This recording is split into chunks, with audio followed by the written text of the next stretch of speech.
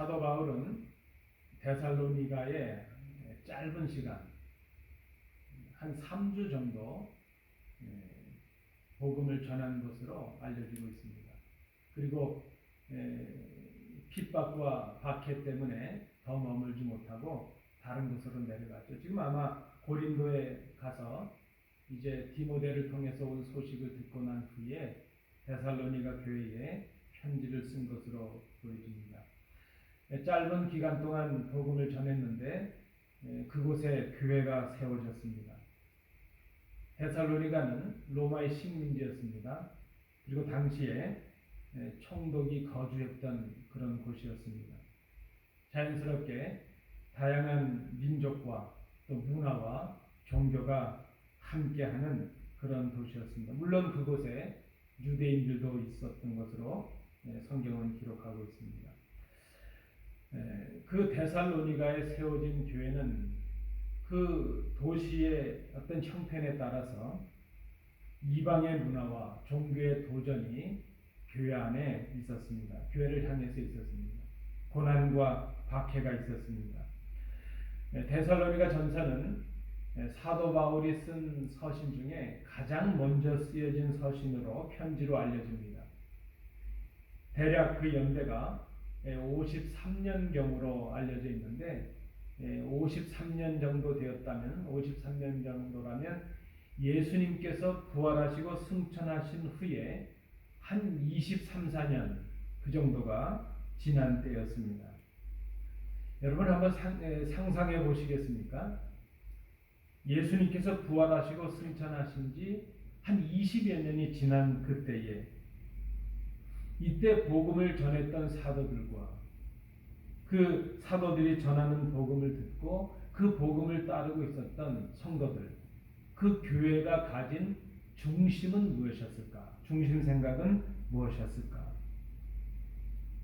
지금 이 시대 기독교인들, 이 시대 교회는 주님이 다시 오신다는 주님의 재림에 대한 사실을 그렇게 중요하게 생각하지 않는 그런 모습을 우리 속에서 발견하게 됩니다.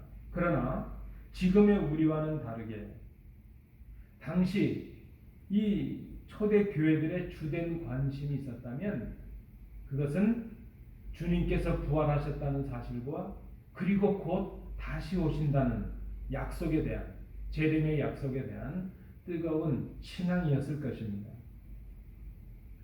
사도 바울은 이 데살로니가 교회에 보내는 편지를 통해서 거짓 교사들, 거짓 미혹에 빠지지 않냐고 다시 오실 주님을 기다리는 바른 신앙을 이 교회가, 성도들이 갖기를 소원했던 것으로 보여집니다.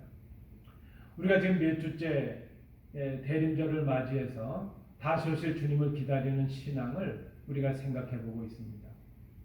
우리가 성숙한 신앙이라고 말하는 것, 다시 오실 주님을 기다리는 신앙은 성숙한 신앙임에 틀림이 없습니다. 그 성숙한 신앙은 우리 주님께서 다시 오실 때에 기뻐하시고 칭찬하실 만한 그런 신앙이요 믿음입니다. 또한 주님의 영접을 받아서 하나님의 나라에 들어가기에 합당한 신앙, 그것이 바로 성숙한 신앙이라 말할 수 있습니다. 우리가 지난주에 살피셨던 베드로후서 3장 11절에서 베드로 사도는 그렇게 말하죠. 그 성숙한 신앙을 거룩한 행실과 경건함이 있는 신앙, 그런 삶이 있는 신앙, 그렇게 요약을 하였습니다. 오늘 본문에서도 사도 바울은 그 성숙한 신앙을 이렇게 한마디로 요약을 합니다.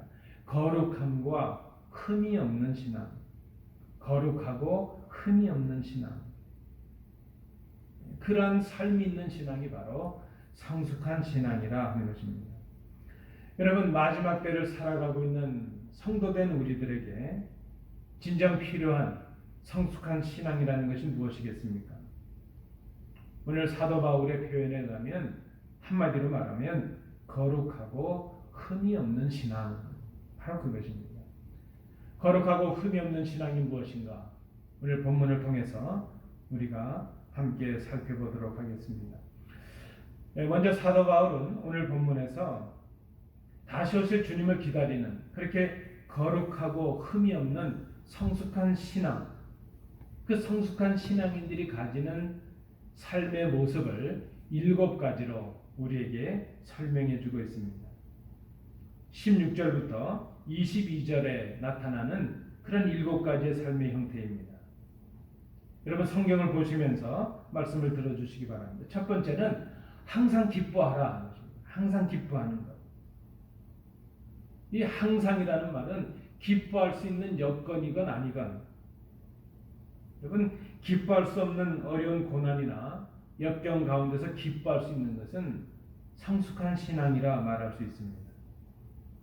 이것은 이러한 기쁨은 성령님께서 믿는 사람들에게 주시는 특별한 은혜요. 빌립보서 4장 4절에 사도 바울의 표현에 의하면 주 안에 있는 자들의 기쁨이라 말할 수 있습니다. 두 번째는 성숙한 삶, 거룩하고 흠이 없는 신앙의 삶. 두 번째는 쉬지 말고 기도하라. 쉬지 말고 기도하는 삶입니다. 그럼 이 말씀에 오해가 없어야 될 것입니다. 쉬지 말고 기도하라는 말은 24시간 동안 기도만 하라, 그런 의미로 해석하는 것은 바람직하지 못합니다. 어떤 종교운동, 이 신앙운동, 최근에 나타난 운동 중에 그렇게 24시간 기도한다는 것을 막 기도의 집을 만들어 놓고 막 그렇게 기도만 하는, 물론 특별한 이유로 기도만 하는 것도 의미가 있지만, 그러나 오늘 이 본문의 말씀은 그런 의미는 아닌 것입니다. 부단히 기도하고 하나님을 의지하는 그런 마음과 자세로 하나님께 나아가라는 그런 삶을 살으라 하는 것이죠. 세 번째는 범사에 감사하라 하는 것입니다. 마찬가지입니다. 감사할 수 있는 조건과 그런 상황 속에서 감사하는 것은 누구나 할 수 있습니다. 그러나 그렇지 못한 상황에서도 감사하는 것, 그것은 성숙한 신앙이라 말할 수 있습니다.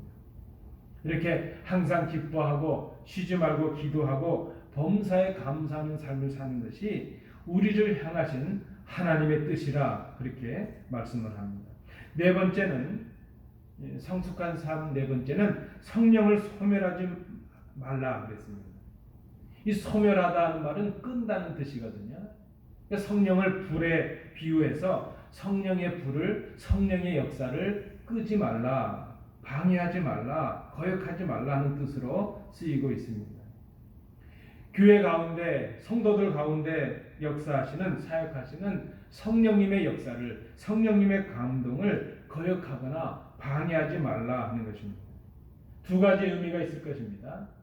지나친 영적인 신비주의에 빠져서 무절제하게 은사를 남용하는, 그렇게 함으로 성령의 역사를 거스르는 그런 모습도 있을 것이고, 또 반대로 지나치게 이성주의에 빠져서 성령의 은사를 이제 무시하거나 성령의 역사를 거역하는 것, 같은 의미로 성령의 역사를 소멸하는 그런 일이 될 것입니다. 다섯 번째는 예언을 멸시하지 말라 그랬습니다. 여러분 예언이 무엇입니까? 예언은 성경적인 의미로 말하면 하나님의 말씀이 예언입니다. 그 하나님의 말씀을 해석하고 그 하나님의 말씀을 선포하는 것, 그것이 바로 예언의 사역입니다. 예언자는 그래서 앞니를 맞추는, 앞니를 예견해서 뭐 점을 쳐주는 그런 사람이 아니라, 예언자는 하나님의 말씀을 선포하는 사람입니다. 때로는 그 말씀이 미래에 관한 내용일 수도 있고 과거에 관한 내용일 수도 있죠. 그래서 예언을 멸시하지 말라 하는 이 말은 하나님의 말씀, 하나님의 말씀의 사역을 무시하거나 거절하지 말라 하는 것입니다. 자, 예언을 멸시하는 첫 모습은 하나님의 말씀을 선포하는, 말씀을 맡은 자들에게서 나타날 수 있습니다. 말씀을 전하는 자가 하나님의 말씀을 이용해서 자신의 주장이나 자신의 생각이나 자신의 유익을 구한다면 그것은 예언을 멸시하는 행동이 될 것입니다. 예언을 멸시하는 또 다른 모습은 그 하나님의 말씀을 듣는 분들, 기록된 말씀을 읽거나 선포된 말씀을 듣고 그 말씀을 순종으로 행하지 않는 것, 그것이 바로 예언의 말씀을, 예언을 멸시하는 일이 된다는 것입니다. 전하는 자나 듣는 자나 하나님의 말씀을 전하고 들려진 하나님의 말씀에 순종하는 것, 그것이 예언의 말씀을 받드는 것이라 말할 수 있을 것입니다. 자, 여섯 번째는 범사에 헤아려 좋은 것을 취하라 그랬습니다. 이 헤아리라는 말은 검사해보라, 시험해보라 하는 뜻이 있습니다. 자, 모든 일에 범사에 있어서 특별히 성령의 은사와 말씀의 예언에 있어서 참과 거짓을 구별하라 하는 의미가 있습니다. 참과 거짓을 잘 분별하고 참과 선을 행하라 하는 것입니다. 여러분, 무엇이 선이겠습니까? 우리는 그저 내가 좋아하면 선, 그렇게 생각할 수 있는데 성경적인 선은 하나님이 기뻐하시는 것이 바로 선입니다. 그래서 참과 거짓을 구별하고 참과 선을 행하라 하는 그 좋은 것을 취하라는 말은 하나님이 기뻐하시는 일을 생각하고 행하는 것을 말합니다.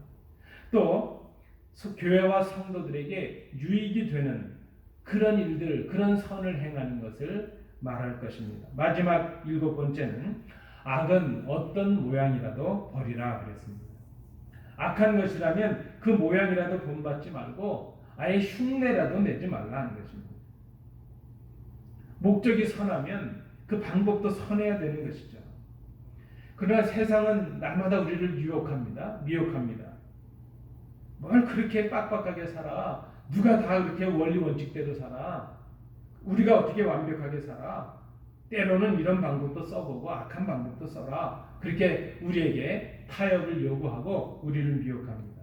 그러나 성숙한 신앙은 좀 손해를 본다 할지라도, 좀 지체되고 돌아가는 일이 있다 할지라도 악은 모양이라도 취하지 않는 것이라 하는 것입니다. 악은 모양이라도 버리라 하는 것입니다. 사도 바울은 오늘 본문에서 이 일곱 가지의 거룩하고 흠이 없는 신앙을 가진 사람들의 삶의 모습이 바로 이 일곱 가지 가운데 있을 것이라 이렇게 우리에게 먼저 말씀을 해주었습니다. 오늘 이 말씀을 통해서 거룩하고 흠이 없는 신앙, 그 신앙은 어떤 신앙일까 하는 것을 우리가 오늘 본문을 통해서 사도 바울의 가르침을 통해서 우리가 한번 세 가지로 다시 정리해 봅니다. 오늘 말씀을 통해서 우리가 깨닫는 것 첫 번째는 거룩하고 흠이 없는 신앙은 삶으로 드러나는 신앙이라 하는 것입니다. 사도 바울이 일곱 가지를 말했는데 그것은 우리 생각 속에 머무는 것이 아니라 삶으로 나타나야 되는 것입니다.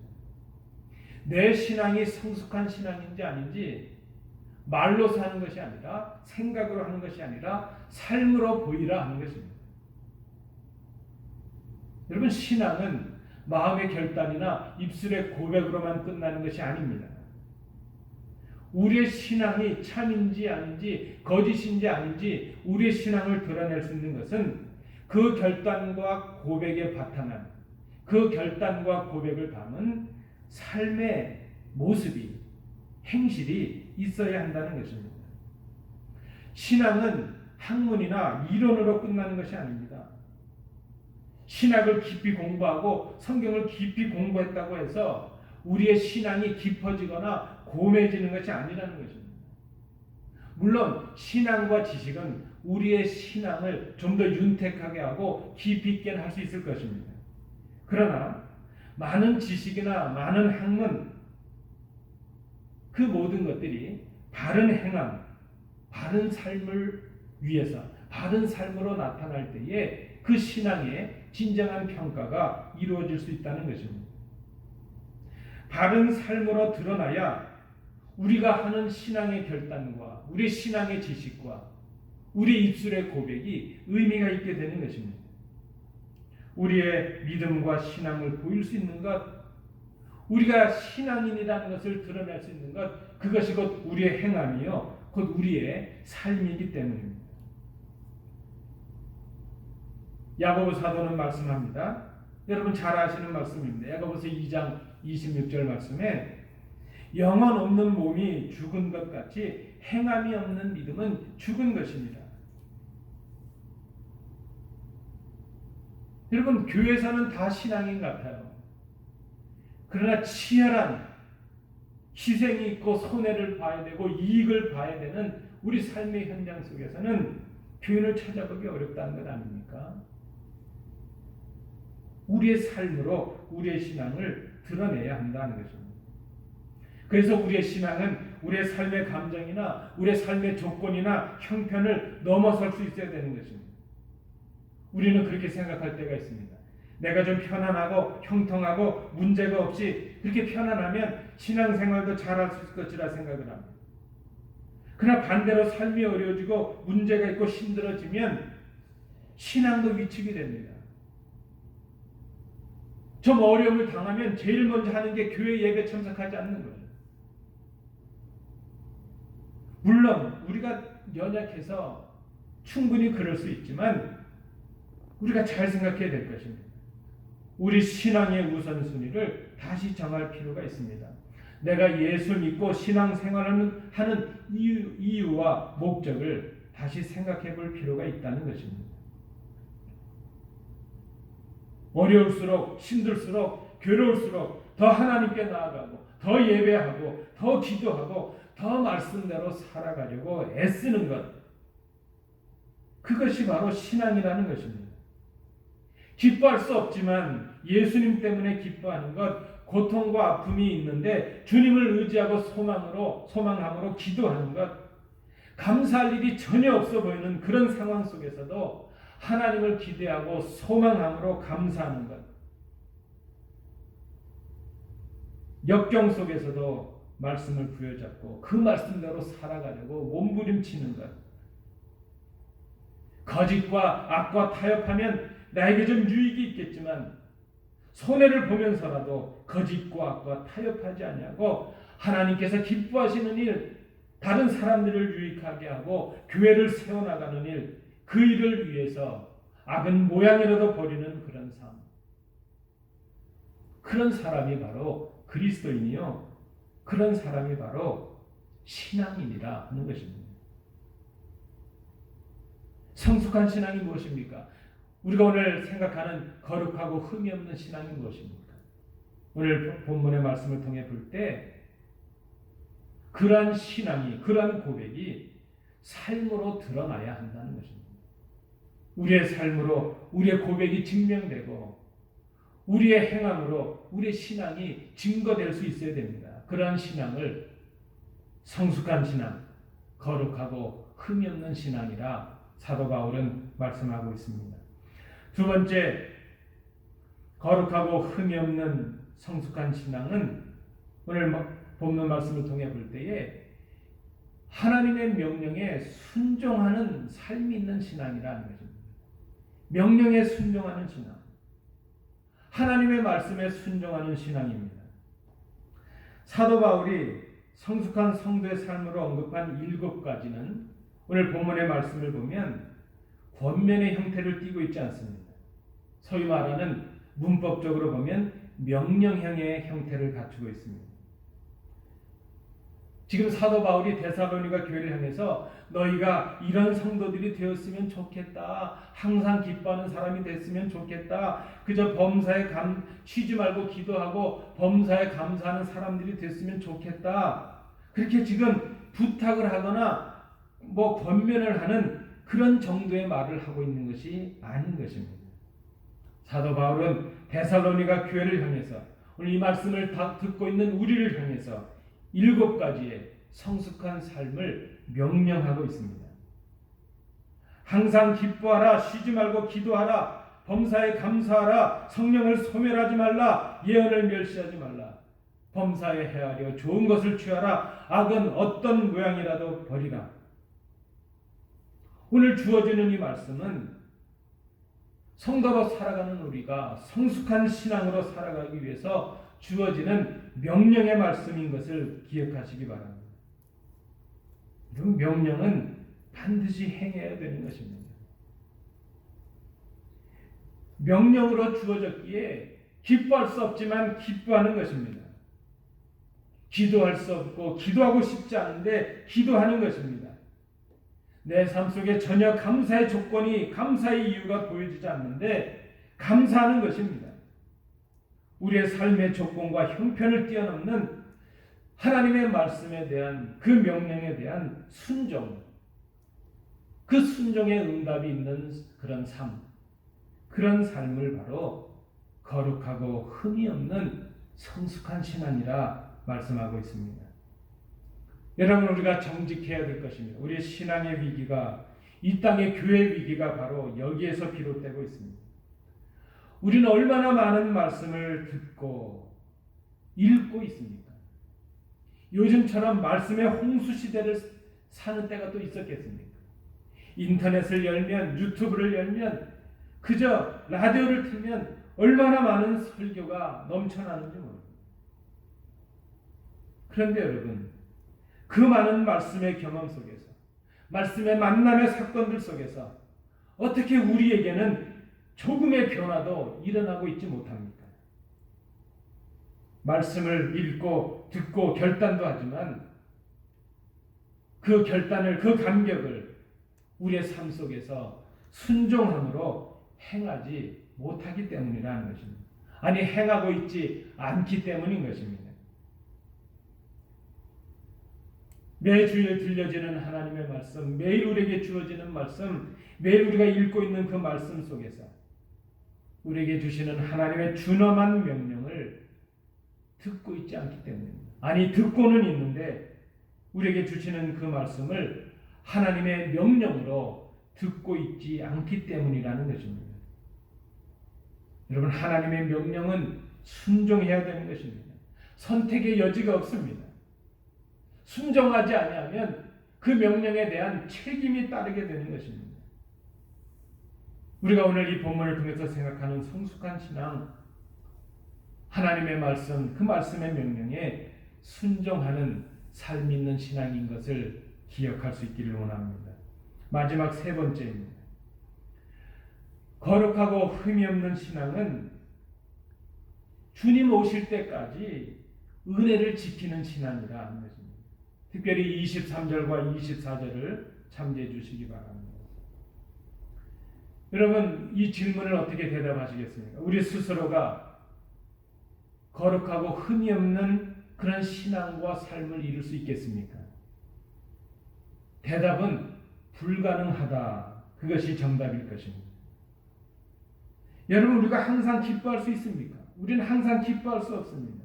우리는 쉬지 않고 기도하지 못합니다. 우리는 범사에 감사하지 못합니다. 감사하지 못할 때가 더 많습니다. 우리는 성령을 소멸할 때가 많습니다. 우리는 너무 자주 예언을 멸시하고 있습니다. 우리는 우리 삶 속에서 선한 것보다는 악한 것을 선택할 때가 훨씬 더 많습니다. 악은 모양이라도 버리라 말씀하시지만 우리는 모양뿐만이 아니라 내용도 악한 사람들인 것을 인정할 수밖에 없습니다. 우리의 힘과 능력으로는 우리가 하나님이 기뻐하시는 선한 삶을 살아낼 수가 없습니다. 우리의 도덕적인 능력과 우리의 어떤 삶의 능력, 우리의 힘을 가지고는 하나님이 원하시는 그 선의 기준을 맞출 수가 없다는 것입니다. 우리가 거룩하게 되고 흠이 없게 되는 것은 우리의 능력이 아니라 하나님의 사랑이요 은혜입니다. 오늘 본문 23절을 보십시오. 평강의 하나님이 친히 너희를 온전히 거룩하게 하시고 또 너희의 온 영과 혼과 몸이 우리 주 예수 그리스도께서 강림하실 때에 흠없게 보존되기를 원하노라. 하나님과 피조물 사이에 예수 그리스도의 십자가의 죽으심으로 하나님께서 평강을 이루셨습니다. 우리는 하나님과 불화하였고 인간과 인간끼리 불화하였고 자연과 우리는 불화할 수밖에 없었습니다. 그러나 하나님께서 독생하신 아들 예수 그리스도를 십자가에 죽게 하심으로 우리 이 하나님과 우리 사이에, 인간과 인간 사이에, 우리와 자연 사이에 평화를 만들어 주셨습니다. 그것이 우리를 향하신 하나님의 은혜였습니다. 우리를 향하신 하나님의 사랑이셨습니다. 이제 예수를 그리스도로 믿는 사람들은 하나님께서 오늘 본문의 사도 바울이 말하고 있는 것처럼 친히 하나님께서 몸소 온전히 거룩하게 구별하십니다. 우리의 힘과 능력으로 우리가 거룩해지는 것이 아니라 예수 그리스도를 믿는 우리들을 하나님의 사랑으로 예수 그리스도의 은혜로 우리를 거룩하게 하신다는 것입니다. 그래서 이것이 복음입니다. 우리를 향하신 하나님의 사랑입니다. 예수를 그리스도로 믿는 사람들을 하나님이 친히 온전히 거룩하게 하십니다. 예수를 그리스도로 믿는 사람들의 전 인격을, 전 존재를 하나님이 흠없다 하십니다. 여러분, 우리는 지금까지 우리의 살아온 짧은 생을 돌아봐도 얼마나 많은 흠이 있는 사람들인지 모릅니다. 늘 회개하고 회개하지만 한 주간을 살아도 한 주간을 산 만큼 흠과 티와 죄가 가득한 사람들이 바로 우리들입니다. 근데 오늘 본문에 보면 하나님께서 예수 그리스도께서 다시 오실 때까지 우리를 흠없이 보존하신다고 말씀하십니다. 하나님께서 기뻐 받으실 만한 제물로 구별해 주신다는 말씀입니다. 우리의 공로나 우리의 자격 때문이 아니라 예수 그리스도의 공로 때문이요, 예수 그리스도의 십자가의 은혜 때문이요, 우리를 향하신 하나님의 사랑 때문이었습니다. 24절의 말씀처럼 그 하나님은 미쁘신 하나님이시요 능력의 하나님이십니다. 그래서 친히 약속하신 것을 이루신다는 것입니다. 친히 우리를 거룩하게 하시고 우리를 온전하게 하셔서 흠없는 사람들로 주님 앞에 서게 하시는 그 하나님께 영광과 찬송을 돌릴 수밖에 없습니다. 그 하나님이 바로 우리의 하나님이십니다. 이제 우리가 할 일이 있다면 주님 다시 오실 때까지 그 주님께서 주신 그 하나님의 사랑과 그 십자가의 은혜를 간직하고 지키는 것입니다. 그것이 바로 거룩하고 흠이 없는 신앙입니다. 주님 오실 때까지, 우리가 다시 주님 앞에 설 때까지, 우리의 생명이 이 땅을 떠나는 그때까지 우리에게 허락해 주신 그 사랑과 은혜를 간직하고 지키는 것입니다. 그 은혜를 지키는 방법은 말씀에 순종하는 일입니다. 말씀대로 우리의 성숙한 신앙에 맞는 성숙한 삶을 살아내는 일입니다. 여러분, 오해하지 마십시오. 우리가 거룩하고 흠이 없는 삶을 살아서 거룩해지는 것이 아닙니다. 예수를 믿는 우리를 거룩하다 하시고 흠이 없는 사람들로 하나님께서 칭해 주시기 때문입니다. 그 칭해 주신 은혜, 거룩하게 하신 그 은혜를 지키는 것, 그것이 바로 신앙이라는 것입니다. 어떤 환경과 조건 속에서도 말씀의 명령 앞에 순종하며 살아내는 것, 그 은혜를 간직하고 지켜내는 것, 그것이 신앙입니다. 주님이 보시기에 거룩하고 흠이 없는 성도, 그렇게 성숙한 신앙, 우리가 이루는 것이 아니라 미쁘신 하나님, 능력 많으신 하나님께서 우리에게 허락해 주신 것입니다. 그 은혜를 지키는 것이 성숙한 신앙이라 하는 것입니다. 말씀을 맺습니다. 오늘 우리는 참으로 어둡고 힘든 그런 마치 터널을 지나는 것 같은 그런 삶을 살아가고 있습니다. 때로 우리의 삶이 너무 어렵고 힘들어서 낙심하고 절망할 때도 있습니다. 그런데 여러분, 우리의 삶의 조건이 열악하고 힘들다는 것이 우리의 신앙의 위축과 쇠퇴의 이유가 되어서는 안 될 것입니다. 우리가 마지막으로 견지해야 될 신앙은 다시 오실 주님을 기다리는 신앙입니다. 곧 주님께서 다시 오십니다. 그것을 믿는 사람들이 바로 우리들입니다. 그것을 소망하며 오늘을 참아내는 사람들이 바로 성도요, 교회입니다. 다시 오시는 주님께서는 온전히 거룩하고 흠이 없는 신앙을 찾으십니다.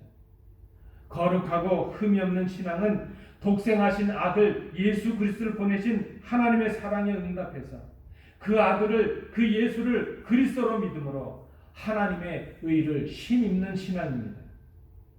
예수님의 공로로 하나님의 자녀가 되고 천국의 백성이 된 사람들입니다. 주님 다시 오실 때까지 믿음으로 그 은혜를 지키고 간직하는 사람들입니다. 그 은혜를 간직하고 지키는 신앙이 바로 성숙한 신앙이기 때문입니다. 여러분, 성숙한 신앙이 어떤 신앙입니까? 삶으로 그 우리의 믿음을 드러내는 신앙, 그 신앙이 성숙한 신앙입니다. 성숙한 신앙은 우리에게 주어지는 하나님의 말씀의 명령에 순종하는 신앙입니다. 그리고 성숙한 신앙은 다시 오실 때까지, 주님 오실 때까지 그 은혜를 간직하고 지키는 신앙입니다.